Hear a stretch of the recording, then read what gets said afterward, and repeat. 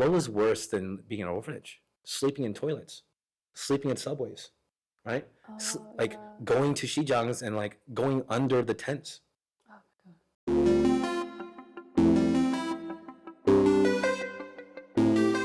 Hello everyone and welcome back to another episode of Korea Unfiltered. We have another exciting episode here today. This is a story like no other. We have yet to have a guest who has this type of similar story going on. So I'm super excited to hear the story. You know, like some of my guests come here and I try not to talk to them before we start filming so I don't learn too much, so we're all in this together. But I know a little bit about him, but we're all going to be learning about this guest together. So introducing today's guest, Eric! Woo! Hi Eric, would you like to introduce yourself? Hello, my name is Eric McDaniel. I am a Korean American adoptee. I'm from Kansas City, Missouri. And I am at the Korea Unfiltered podcast. Here. Thank you so much for inviting me. I really appreciate it. You're in this very cute studio. I see 3 teddy bears over there as well too. Very dynamic here.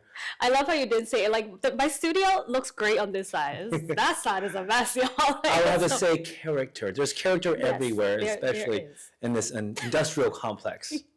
There's a lot of character, actually. A lot of character. Oh, yes. Would you like to tell us what you're doing in Korea? Because obviously your last name is McDaniels, so... McDaniel. Oh. You know what? I'm not going to lie. I don't know if it's a black people thing or a me thing. I have a habit of putting S in things. I think everybody does, to be honest. Especially when there's a McDaniel, like McDonald's. McDonald's. Very exactly. Why am I putting... Even Squid Game. A lot of us used to say Squid Games. Yeah, right. Squid Game. Correct. And I don't know why. So because your last name is McDaniel, right? It's not the basic, no offense to Koreans out there. Yeah. Kim, Park, Hwang, it's not that. Can you tell us how you came to Korea? Because I'm guessing you're not... I'm trying to phrase this in a way you can tell your story. Oh, don't worry about it. You're from here, but you're not from here. It's quite evident I look Scottish, all right? So let me explain my Scottish background. All right? You have very big brown eyes. You do look Scottish. I do have big brown eyes. You do have very big. We share that. We share no, your eyes, they're very light. I forgot to compliment you on that, actually. You have very pretty eyes. Oh. You guys can't see them. Well, y'all not cool enough to be this close. Not cool, but Exactly. You have very pretty eyes. You have very pretty eyes as well. Thank you. Love the earrings. Thank you. Love the earrings. Definitely see that you're a model here. Thank you. Going back to you. Going back why I'm Scottish. Yeah. Okay. I know that somebody's like, oh yeah, he's actually Scottish. Oh yes, absolutely. So wow. When I was 4 years old, around 4, I think 3 or 4, I was actually a street kid living in Korea.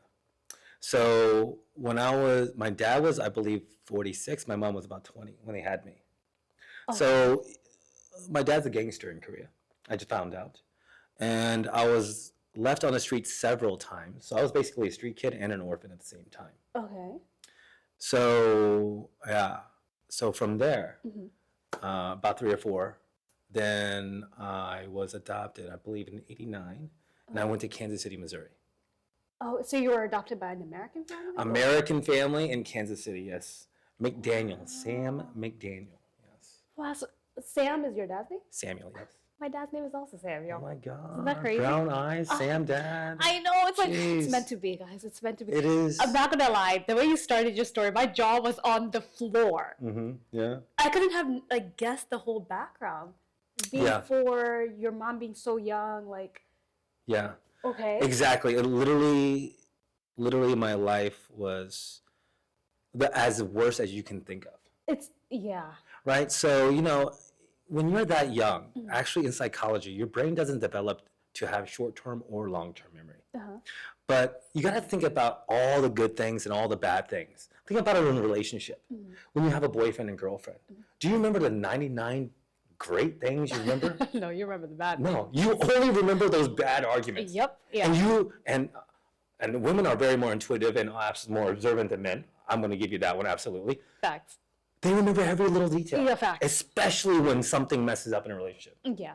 Yeah. So when you times that with trauma, when you times that with actually being hungry, it's actual hunger. I was living on the streets for months, maybe on and off for about a year, right? Okay. So you have hunger. Then you had to deal with other street kids, right? Yeah. Then you had to deal with where am I going to sleep, right? So you deal with all that. It's not a traumatic experience. That's absolute trauma and evil. So when you combine that at a young age, it's almost like a Polaroid picture. I remember those moments very vividly. If once I like glance back at it and I remember it, I can like literally zone in. It's kind of crazy. Then you were 4. 3 to 4, I believe. And I don't even remember what I was doing at 3 or 4. Like you remember those memories. Yeah. That's absolutely insane. It is insane. And so painful for sure. I mean, yeah, I dealt with a lot of pain, but I would have to say pain at an early age, especially what I had was my unfortunate blessing. The reason why I call it an unfortunate blessing is because I actually was blessed. I was adopted into a better family. I actually had a family. Yeah. So the parameter and the spectrum of having nothing, being abandoned, knowing that you were abandoned, and had to fight for yourself, to knowing what a family is because you watch TV, right? Yeah. Now you finally in it. You're gonna give that up? Absolutely fucking not. No. Yeah. No. Right? So that's why I call it a very unforgivable blessing, unforgettable blessing as well too. I can't change what the past is, right? Yeah. But you can definitely build your character off of it by understanding, hey, I'm never going back there again. And I know those are 2 people who did it to me, right? And those are very specific situations because the family did adopt me. I had a bed. Oh. I actually slept on a bed. Yeah. Right? I had a loving older brother. I had a very good Midwestern McDaniel type of family. Cornbread, biscuits and gravy, corn on the cob, spaghetti. I'm not going to let that go. Are you kidding me? Yeah. Absolutely. So I learned how to respect it right away. Yeah. You're more than welcome to ask me any type of question. Okay, because I was like, I wanted to ask certain things, but I feel like if I ask you anything that you don't want to answer, just tell me you don't want to answer. No. It's completely okay. But you said back when you were 4, you were in and out of the house with your biological father. There we go. Biological. I was gonna say born father, which sounds it's okay. It's insane. Okay. No worries. English is fighting me right now. No worries. Korean fights me every day. So your biological father, why was he putting you in and out of the house? Was it just? My dad has been known just not to be a very good judge of character. He's a very selfish person. Yeah.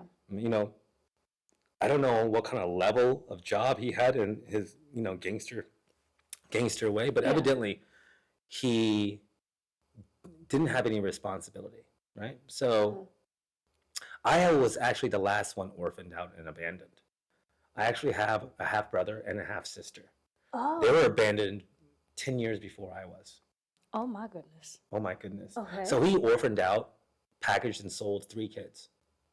I can't really confirm he sold, but usually back in the day, depending on what kind of condition or how the orphanage process goes through to the adoption services, Korea's always known to have those back-end finder's fees anywhere you go. Oh, cha. Well, guess what? Orphans and adoptees, the whole adoption process is not nonprofit. It's for profit. It is for profit, yeah. So guess who gets the back-end fees? Yeah.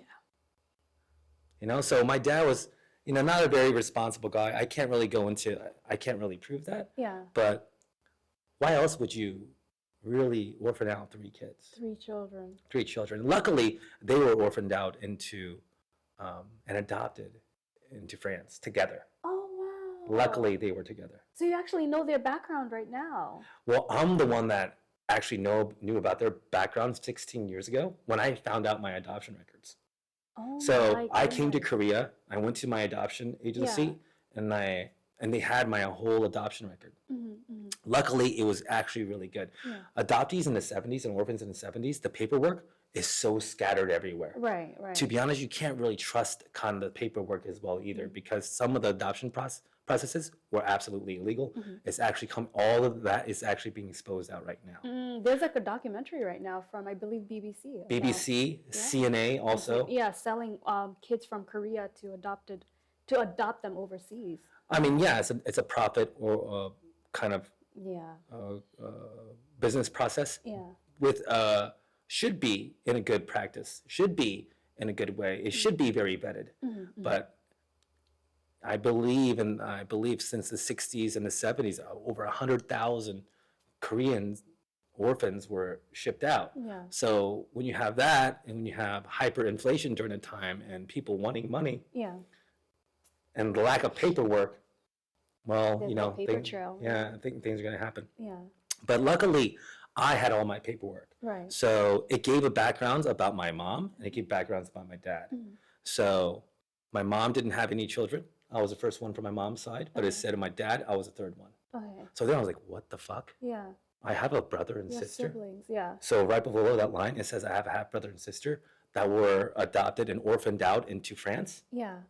Didn't say about their mom, but it said I had the same dad. Right. So all my life, because we're 10 years apart, Yeah. 6 years apart from my young, my Nuna, we're 10 years apart. years. So that means all their life, they didn't know I exist. And up until 2008, when I found my goodness. paperwork, Yeah. I knew they existed. They didn't know. Exactly. So their whole life, my Nuna was like 10 at the time when she was goodness. orphaned, old. Yeah. So she remembers everything. Yeah, She has to. Yeah. So when I was, 23 at the time, 2008, I just sat back. I was like, oh my God, she remembers every fucking thing. Yeah. I can't even imagine what she went through. So I just made it my life mission to find them. Wow. Yeah, I was like, I wanted to make sure to let them know that it's just my dad that did it, or whatever happened, and it's not Korea. I fell in love with Korea when I got back here, So I wanted to make sure somebody from their blood is gonna find them, Right. Right. and that's gonna be me. Right. Yeah. Before we get into you, finding your siblings, I wanted to ask about your mom. Like, you said you lived with your dad, but there's not a lot of mention about your mom. Was she not present? Because she was very young when she had you. Yes.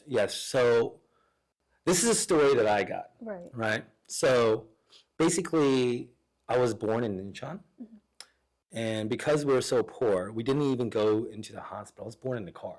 Oh. Yeah. Or on the way to the hospital. Yeah. I was born. Right. So, and at the time, I guess, my dad was already divorced from his previous marriage, which is my older brother and sister's mom. And I believe it's just a couple of years after that, I met my mom, had me, and they were living together off and on. Right. I remember instances where they were fighting a lot. I remember just like looking at a wall, I just see the shadows of them fighting. I see like soju glasses on the floor, cigarettes, buds everywhere, a lot of screaming. So when that happened, I would just leave. I would just run away. Yeah. Right. But I would always know to go to the police station. So whenever I come back, my mom was gone. Okay. Whenever my mom was gone, she would be with her family in Busan. Oh, wow. Okay. Yes. So my mom's, she's originally from Busan. My dad's originally from Incheon. Yeah. So when that would happen, I remember like going on the sidewalk, where the bus station's at, where there's a corner usually, there's, you wait. So I just wait there. I would just scream my mom's name, like, where are you? Every single time my mom would fight, because I knew she's gone. Yeah. So I'd go to the bus station where she would be there, arriving or leaving from Busan. So I would go there just screaming to see if she's coming back or not. Yeah. Because I didn't want to stay with my dad. Of course, yeah. So there's certain instances I remember when I was at like a Shijang. The markets, yeah. And I remember my dad just dropped me off in the middle, and like we're just eating tteokbokki or like some noodles and shit. And he goes, Eric, I'll be right back. Just eat. I'm like, fuck yeah, I got food. Yeah. He never came back. Oh my goodness. So that's when I remember just going up and down the Shijang and just asking all the other, the ajumans, the ajashis, the grandmas, the harabajis, where's my dad? Right. Where can I go? Yeah. Nobody's going to help you. Nobody's fucking helped me. Yeah. So then I remember it was like cold as shit. I think around October, because I was wearing long sleeves clothes, but I wasn't wearing any jackets or anything. I was shivering. It was like 10 o'clock at night. The Shijang was closing. Luckily, the bus pulls in. Because remember, I could see my mom going to the bus stop. Right. So I was like, oh, the bus? Yeah. I just ran inside the bus, hugged the bus ajashi. Oh. And then he took me to the police station. Then I stayed there for a few days because I became mute. Oh, so you weren't able to talk to them? I didn't want to. Because, in psychology, there's 4 frameworks. It's called the 4 Fs. Fight, flight, freeze, and fawn. Fawn. Yes. Okay. So of course we know the fight or Fight flight or flight, experience, right? I was trying to do that, but I couldn't, Mhm. right? I couldn't, run away. I was the one abandoned, Yeah. right? So, but then I froze because I didn't want to tell on my parents. Yeah. I didn't want to tell my dad. The reason why I freeze is because of trauma. If I say something, my dad's going to hit me. Wow. Okay. So that's why I didn't say anything for like days. They didn't know where to put me. So I was staying at the police station for a couple days. Yeah. Then finally I opened up, and I wouldn't eat because I was malnourished. I literally looked like one of those poster children. The poster kids for hunger. Poster kids for hunger, excuse me. Yeah. But I was one of those, so. Yeah. So that's one instance I remember. Okay. Yeah. And there were several more instances as well too. So did your dad come and get you, or? My dad came and got me. Then I would go to my grandma's house, or I'd go to my Jagannapa's house. So that would be your uncle? My uncle. Your uncle? Yeah, my uncle. Yeah. So I'd either go to one of 3 places. Okay. Yeah. So when you were like put out in the street or were you taken to an orphanage to get adopted? I remember one more instance, but supposedly from my uncle's memoir, from what he told me, is that he picked me up 2 times. I remember the last time. Oh. Right. So my dad tried to drop me off at the orphanage twice when my mom left. Okay. Right. So whenever my mom would leave, I think my dad just had to consider an opportunity to drop me off. Mm. So he dropped me off at the orphanage, and I remember from what my uncle told me, he goes, yeah, I called your dad. And he goes, where is he? Because mom left. Yeah. He goes, oh, I left him at the orphanage. So my uncle comes gets me. Yeah. He comes gets me. Then I remember, I think I was staying with him for a while. Then what he said, he had to go do his his military, 2-day service. Okay. So he brought me he goes, hey, just take care of your son for a little bit. I'm coming right back. Oh, goodness. So as soon as he did that, I was gone. Yeah. Okay. So that's the last time I remember. That's the last time your uncle saw you and you saw your uncle? Exactly. Just for 2 days, your dad was like, Yeah. no, I don't want this responsibility. Correct. Yeah. Oh my goodness, that is insane. That is insane. That was insane. The orphanage that I was staying at, I remember wasn't quite pleasant. Like I said, I froze. Yeah. Right? So anytime I would meet older people, I wouldn't say anything, do anything. So it was really frustrating for them. So I remember they would like pinch me, slap me and stuff. I remember because I was so young, they didn't know what to do with me. They didn't know my age. Yeah. I would have to get a little container. I was peeing and shitting in front of everybody. Oh my goodness. Right? I had to clean toilets and stuff as Yeah. like my duty inside the orphanage. Yeah. I think we only got like pop and a little bit of soup, maybe a cracker every day. And you're 4 years old. Hmm. That's not a responsibility a 4-year-old ever needs. Well, yeah. So that was, but then again, it was warm, but Damn, that's so sad that you're like, then again, it was warm, because it's like you deserved so much more than just that. I would have to say every child deserves a fighting chance in love. 100%. Every child deserves to be nurtured. Every newborn deserves at least nurture from some form of family or friends or, peers. Yeah. But I didn't have any of that. Yeah. The reason why, I said that is because what was worse than being in an orphanage? Sleeping in toilets, sleeping in subways, right? Going to Shijangs and like going under the tents. Oh my God. You know what I'm saying? Yeah. Or I didn't have, or when it was winter, I just go to the police station all the time. Yeah. Yeah, that was worse. Fighting other street kids, cause like that were bigger than me. Yeah. That was worse. Yeah.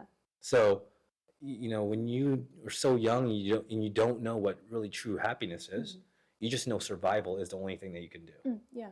That was priority for me. Yeah. Oh my God. That's a lot. Your dad drops you off at the orphanage for the last time. Did your mom ever try to come back and find you, or? Supposedly, from my mom's story, my dad's. When people are lying, when people are very vague. Yeah. You also know when people, especially in Korea, indirect and passive some people are, right? Yeah. Yeah. Right? Very simple, short sentences. You're probably getting fucked over, or they're generally not, saying how they not feel. The best people, because what is going on here? Yeah. Yeah. So, that's how my dad would talk. Dad, why was I orphaned out? Yeah. why did you give me away? Oh, I just had to work and, didn't have any money. Jeez. Okay, Dad, tell me what I don't know. What's not the obvious? Yeah. So, of course, I knew he's full of shit. And plus my memories. Because remember, I need to be detective here. Yeah. I have all these memories that I feel like, are these hallucinations? Because all my life I was like, am I going nuts? At times? Yeah. So then when I met my mom and she gave me her heartbreaking story, right? It was so vividly detailed. How could I not believe her? Because some of the abuse and some of the fighting, I remember visually. Like I said, when that happened, I looked on the wall, I see the shadows of them fighting. Yeah. Right? So when she told me there was a lot of fighting and she would be pushed and shoved and she'd be thrown on the floor, right? I would have to kind of believe that because I remember my dad yelling, being angry, being drunk, cigarette smoke everywhere. Yeah. Right? So, and I remember that. So then I was like, why didn't you get me? She was like, I didn't know you were gone. The reason why I left for almost 6 months is because my dad stabbed her. Oh my goodness. In the stomach. Oh, my goodness. Yeah. So it was obviously domestic abuse, but to some point almost like killing her. Yeah, I mean, I would call that attempted first-degree murder. Yeah. Yeah. So, but unfortunately, on my mom's side, my mom's uncle is in Busan gang family. Oh, Lord have mercy. Okay. So they're not going to go to the hospital and say, she got stabbed. Wait, so you didn't take her to the hospital? Well, she's not going to go to the hospital and be like, oh, look, I got stabbed by this person. By this person. So she's not a snitch, basically. Yeah, exactly. Oh. She didn't snitch. I would snitch. Well, I think, protection of life, is a little different. Especially it's her family, too. It's like a family member. But... Well, supposedly, my mom's brother was going to go down and, take care of business, but, get it lit in there, yeah. Yeah, but before that, he went to jail for murder. Ah! Yeah. Lord have mercy. What is going on? Telling you, Korea Unfiltered, right? I couldn't have even... Oh, my God. This is so bad. Okay. So that situation then happened, right? Mm-hmm. And your mom was gone for 6 months. And in that 6 months, is that when you got adopted overseas? Or did it take a little longer than 6 months? From what I remember, I was in the orphanage, I think, for about 6 months. Yeah. From the adoption papers that I read, I just remember I was there for a long time. Yeah. An orphanage in Incheon. Then from there, I went to the Inception Center. Inception Center? Excuse me, for Holt. So I was a Holt baby. It's called Holt International. What's Holt? Holt is an adoption company based in Korea, based in actually Seoul. Okay. So I think I went to one of their centers. Okay. Yeah. So you go to one of these incubation centers. Uh-huh. So I remember being at the orphanage and then like 2 random strangers coming to me, and they were dressed in like trench coats, like brown trench coats and a top hat, glasses. Literally look like investigators. Oh yeah, there we go, detective, like Inspector Gadget in my era, right? So Sherlock Holmes. Yeah, literally Sherlock Holmes. Sherlock, right? Yeah. So and I remember them saying and that was my family lawyer at the time. So they came and got me. Okay. Right? And they're like, "You want to go?" I'm like, "Fuck yeah." I was like, "Yeah, let's go, let's get it." I'm like, "Let's go." Yeah. Seriously, I was like, "Yeah, I'm ready to go." There was no hesitation. I was like, yeah, I'm ready to get out of here. In the back of your mind, you weren't thinking like maybe my mom will come and pick me up, or you just like I need to leave. It was gone at the time because I didn't really tell you about that. But when the last time I remembered is my dad. He goes, "Hey, sit and sleep for a little bit." So I slept because he was talking to this lady on the desk, like maybe a secretary or the person in charge of me going to the orphanage. Yeah. Talking for a long time. I slept, woke up.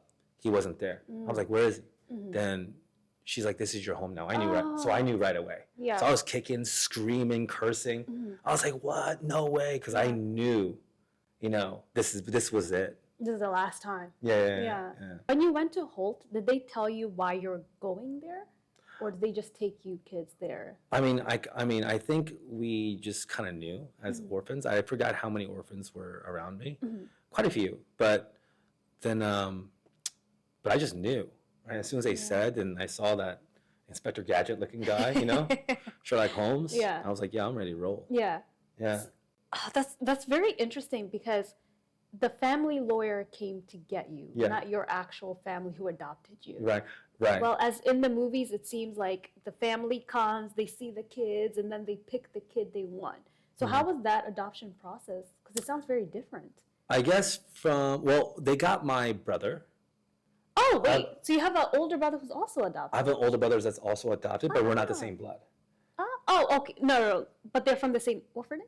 No. They're from same company, Holt. Holt, okay. All right. So to rewind a little bit, my mom and dad adopted a Korean baby first before me. Okay. And that Korean baby was 18 months old. That's my older brother. Okay. So Korean, but we're not the same. Not the same blood. Not the same mother or father. Right. So he's been living in the States since he was 18 months old. So since I was 4, that makes him about 5, right? Okay, yeah. So yeah. So they got him, I think, because he was a baby. He was a child. I was older. Yeah. Right. My mom and dad were working. They both were working. Somebody had to stay home, take care of Adam, which is my older brother. Amazing. And then my dad had to work his ass off. So they sent my adoption lawyer. Yeah, and he adopted, from my understanding, he adopted a Korean girl, and I think that's who was with him. So I think they kind of made it a trip at the same time, getting me, because he's my lawyer, so he can't. Yeah. Exactly. So that's how it happened. The family that God gave you, did they specifically say what they wanted, or was it just like they just wanted a child to love? I think they wanted a child to love, but of course they had to be back in the day in late 1980s, 89, pamphlets. So I'm sure there's pamphlets and pictures. Yeah. And literally, there's like, oh, this one. My mom would always tell me growing up, she goes, oh, I was just smelling the air. I was like, oh, I need that kid. That's Eric. I was like, yeah, I do have a distinct smell. From pictures, I guess so, but little does she know, I was like, living in, bathrooms, So they never even knew, like, the background story of you as a kid. It was just like they wanted you. Exactly. Yeah. So they only knew what was on the adoption paper. Right. Right? So, and what's on adoption paper says I was abandoned. Father abandoned me. I was into the orphanage, and that's it. No backstory whatsoever. It just, the backstory, that's it. Yeah, the backstory would be his age and my mom's age at the time, and they weren't married. That's it. Okay. So basically, domestic disputes, not married, couldn't afford it. You ended up getting adopted. Or do you remember, like, your flight Oh, absolutely. to America? Oh, absolutely. How was that? Absolutely horrible. Oh! I'm a 4-year-old kid in this gargantuan machine. It's true. Gargantuan machine. I didn't think about you know that. what I mean? Yeah. I had no idea what was going on. I was like, oh, and then I was like, oh, you were a kid on a plane for the first time in your life. Yeah, you have to remember, I'm malnourished, right? Goodness, I don't look like a healthy kid. Yeah. I'll send you pictures later. Yeah. I'm scared to see them. They're not, you can see the emotion for sure. Okay. But, yeah, so when I went on the airplane, of course, I remember that traumatic experience because when you're young and you're malnourished and your immune system isn't good and you've been always sick like every other month, as soon as you go up in the air, what happens? Air pressure. I was crying the whole time. I had an ear infection on the plane. So seeing a 4-year-old kid, I was crying the whole time. I was miserable. Yeah. So miserable. And it was what, like maybe 12 hours or something like that? It's to Kansas City. There's no direct flights, so it's 14 hours to Atlanta and or Minnesota and or LA. Okay. Then another 4 hours or 3 hours each way, so about 16 hours total. That's a lot for you to handle for sure. Hey, I was ready to get the fuck out of there, bro. Because even adults are ready to get the fuck out of there. So I can only imagine you as a 4-year-old. Ready to get out of there. So you ended up landing in Missouri. Yeah, Kansas City, Missouri. Kansas City, Missouri. Missouri. Yep, I tell you. Listen, I'm a Pennsylvania girl. We don't speak like that. Well, that's the Missouri. In Appalachia, something's red as your shirt. The back of their neck. Yeah, I tell you what, I didn't say it. That's crazy that you even like. Listen, Missouri is a different place, y'all. Oh, believe me. So I would know. Well, yeah, he's from there. He's from there. So you ended up arriving in Missouri. Do you remember when you got to like the airport, when you first got to like meet your mom and your dad? Oh, absolutely. I remember I was in my lawyer's arms. Like I said, I was sick, so I'm just kicking and screaming the whole entire time. Yeah. and everybody looks like aliens to me because everybody's a little lighter colored, you know. So I think it's lighter out there. you know, The hair, the eyes. God, look at this big eyes. I was like, what is this? You know. Yeah. I was like, oh, yeah. So, so of course I was just frantic. Mm-hmm. Then I see my mom and dad. I just look at them kicking and screaming still. But then I see my little brother, my big brother. Yeah. I just look at him. I was like, oh shit, you fucking look like me. Yeah, we look alike. Holy shit. And then he puts candy out, like it's called Pez. He goes, hey, why don't you have some Pez? I was like, what the Pez. I was like, what the fuck is that? Yeah. I just kick him. I kick him right in his face. He goes, take him back, take him back. We don't want him. Ship it back. We don't want it. We don't want it. Yeah. Yeah. So that's happened, you know. So I can't imagine what my mom and dad were thinking because it was just probably hectic. like they're not gonna get along with this. I mean, for me, survival, right? It is. It's just survival. Like all I knew was to kick, scream, and you know, hit, punch, whatever. Yeah. So that's all I did. So as soon as I got in my mom's arms, I was doing the same thing until I got into the car. So I got into the car. My mom opens the glove box and she opens a photo album.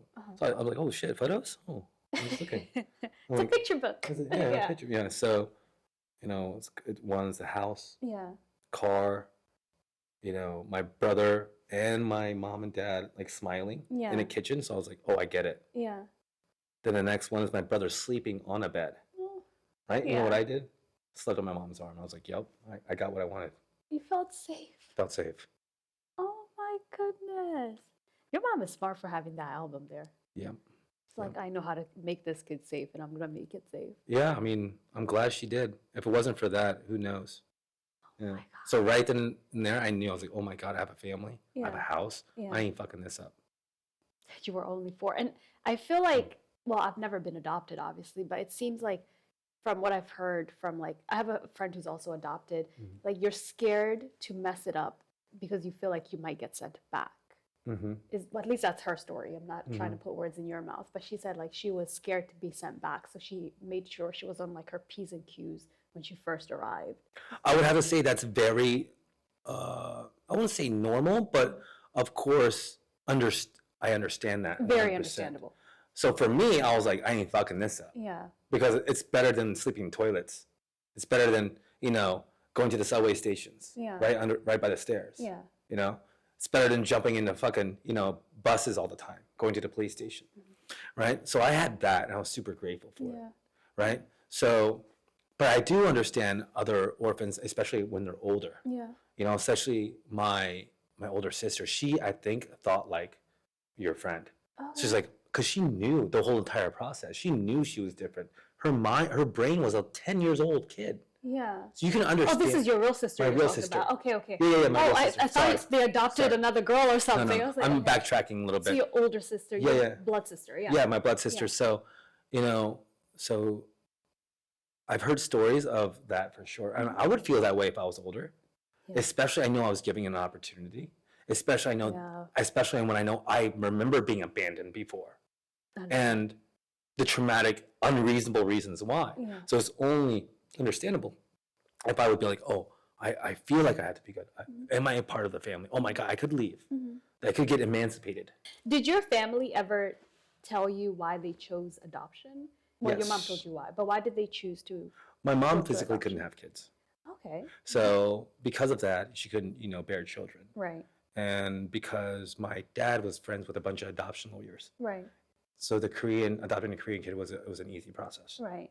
Supposedly easier than, I guess, adopting somebody from America, or just as easy. Yeah. So for them, they were giving a kid a different opportunity. Yeah. You know, so. Are your parents white? Yes, they're white. Okay, because I was like, when you were talking, I was like, oh, they're white, oh, they're Korean. Because they are American. Did you feel different growing up? My goodness, yes. So growing up was a bit difficult for me, but I never really shared it. So that's just part of my personality because, like I said, I knew I had a second chance. So I didn't want my parents to ever feel anything I felt. Right. Because they gave me love. I don't want to come back home and, you know, tell them about, you know, I was picked on, spit on, you know. I didn't tell them that, you know, I was tripped or being called chink, you know, shit like that, right? Yeah. So, you know, I did have that. But in the beginning, I knew I was different, of course, right? But when love takes over, love and family, you just become son. right? That's all they see. Yeah. Exactly. That's all I saw. Yeah. They're my parents. Yeah. Right. So, but when I go to school, of course I knew I was different. Different area. Yeah. Yeah. So riding the bus was always hectic. I was spit on, putting gum in my hair. Kids are That's when I so knew I was rude. different. But I would kick and punch and do the same thing they did to me because that's just survival mode. Yeah. That's what I knew. Yeah. So I would never ever bring that home, Mhm. even though that happened to me.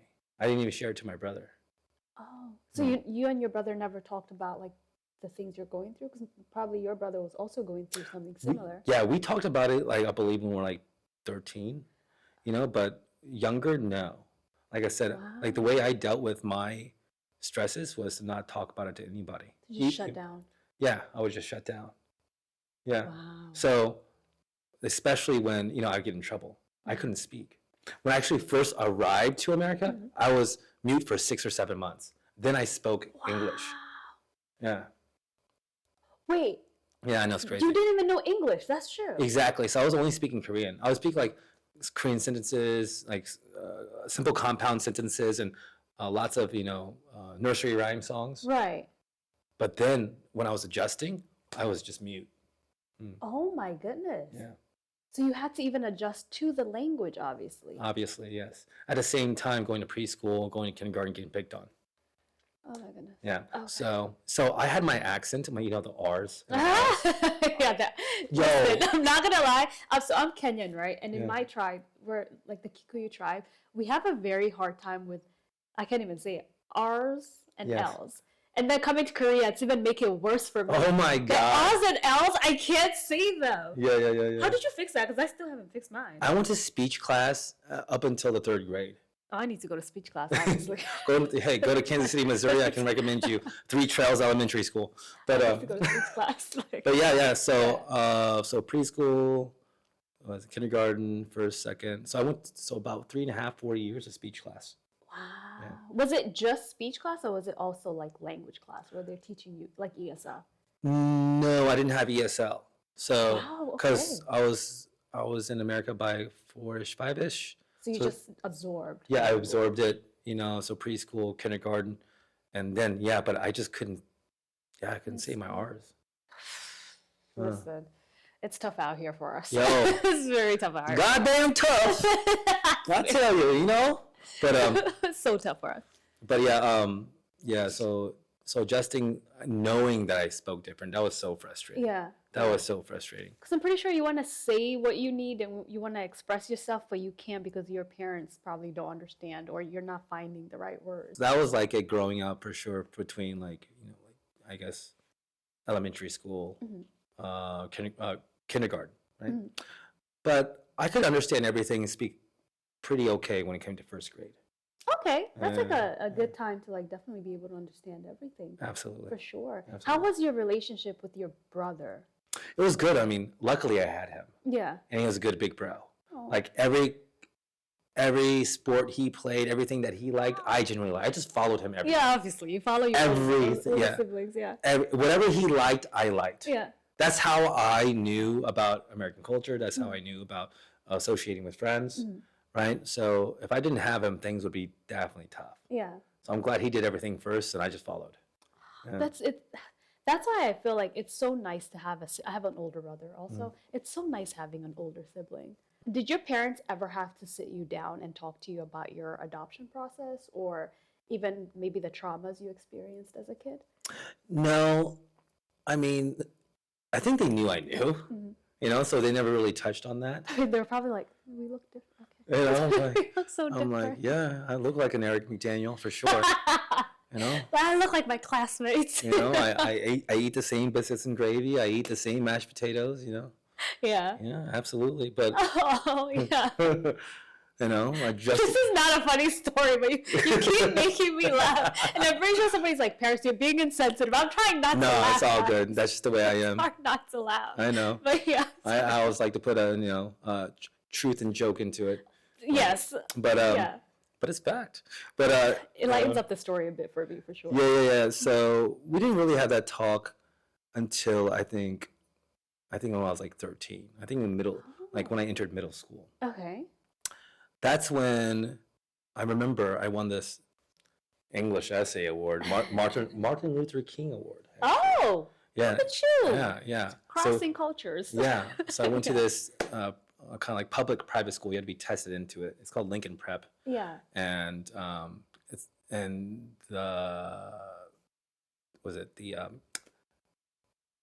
the topic was about, of course, racism and prejudice and actually overcoming it. Yeah. So it was like, what's funny is, Lincoln Prep was 80% predominantly black school, right? Okay. And my elementary school was opposite. Just white kids. Yeah. Yeah.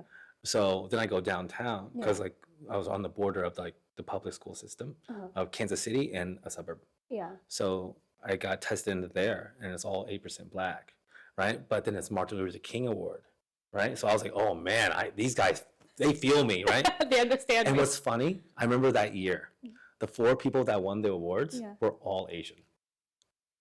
My black folk, come on. You know what I'm saying? And Come on. And the gifts were given by Anheuser-Busch, which is owned by black people, I believe. What's the black kids doing? Or president, yeah.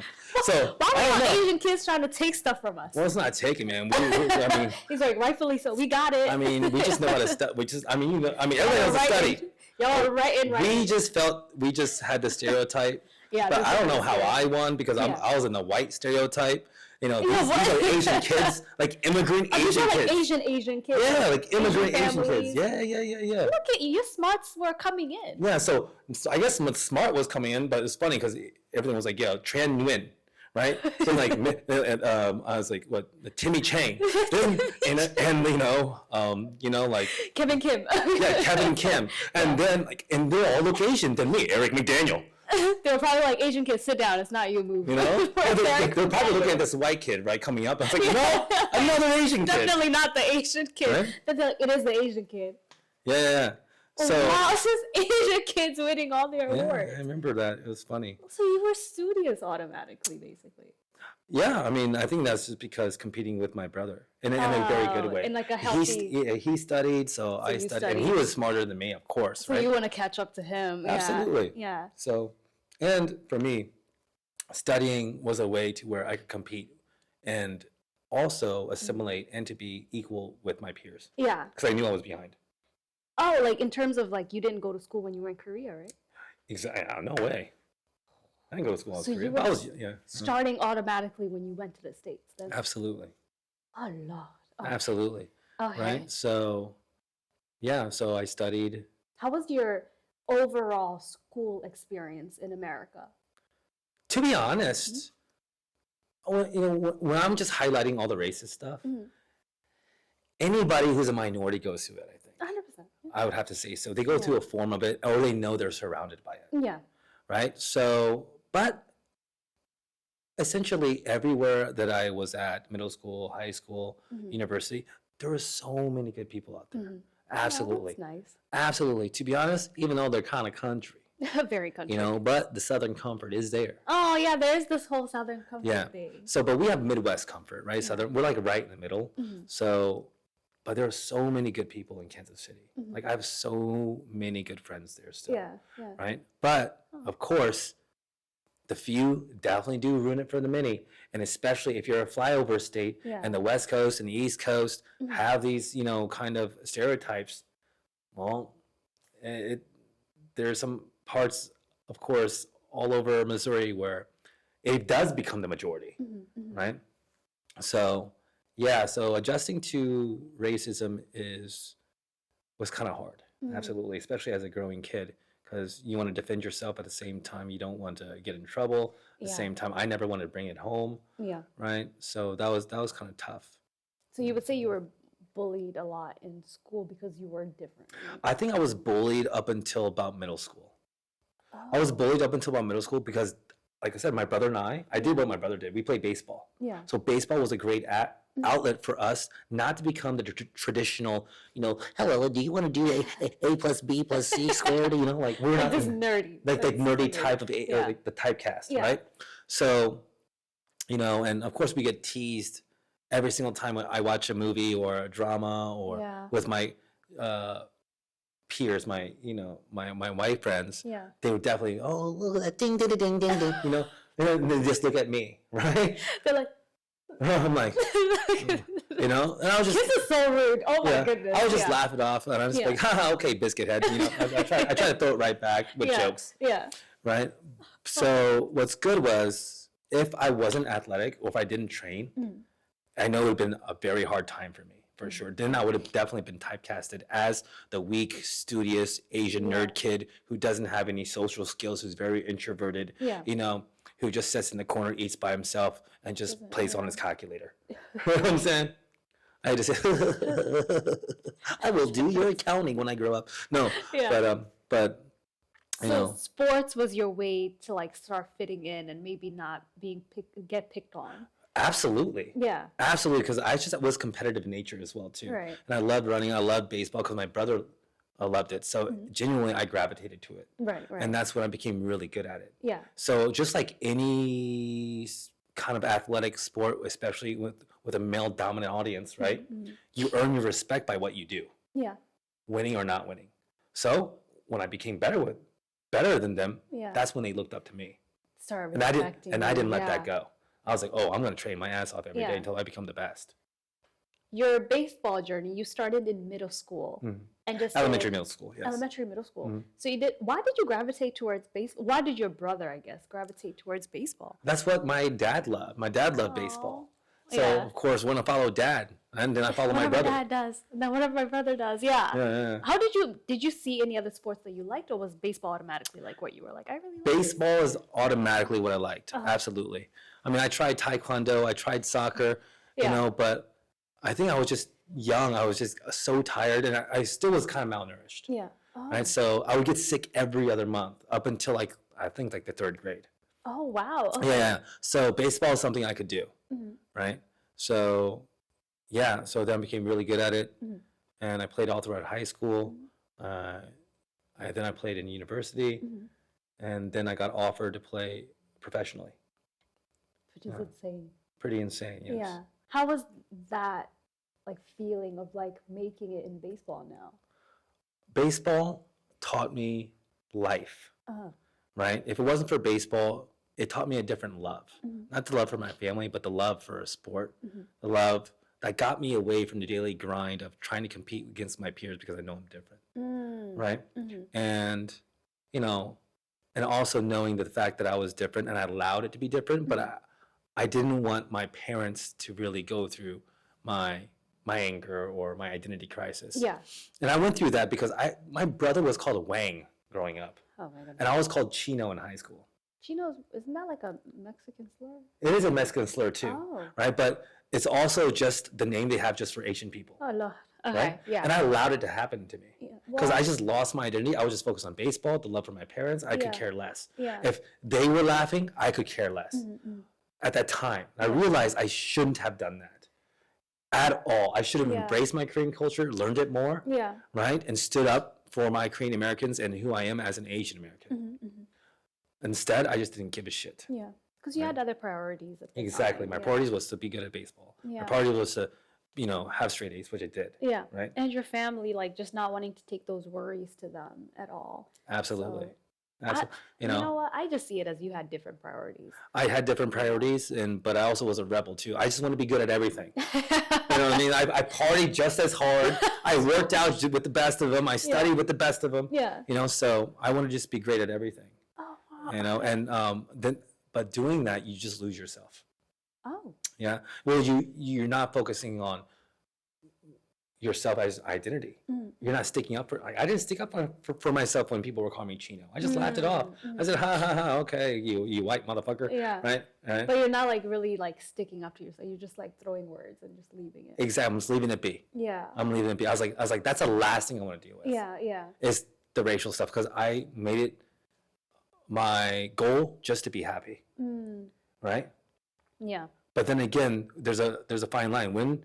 When do you need to be happy, or when do you need to stick up for yourself for integrity, right?